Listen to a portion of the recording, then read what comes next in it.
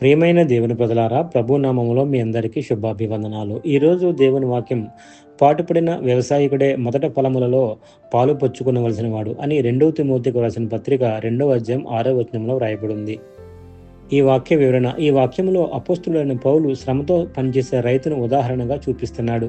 రైతు కష్టపడి విత్తనాలు వేస్తాడు, వాటిని జాగ్రత్తగా పెంచుకుంటాడు. ఆ కష్టం వల్ల వచ్చిన ఫలం మొదట అతడే అనుభవించాలని చెప్తున్నాడు. అలాగే మన జీవితంలో కూడా దేవుని సేవలో, ఆత్మీయ జీవనంలో మనం శ్రద్ధగా ఓర్పుతో పనిచేస్తే దేవుడు మనకు ఫలితాలు తప్పకుండా ఇస్తాడు. కష్టపడకుండా ఫలితాలను ఆశించడం సరైనది కాదు.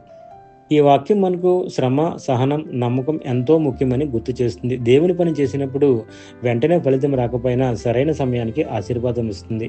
ఇక్కడ మనం నేర్చుకోవాల్సింది ఏమిటంటే, కష్టపడకుండా ఫలితం ఆశించకూడదు.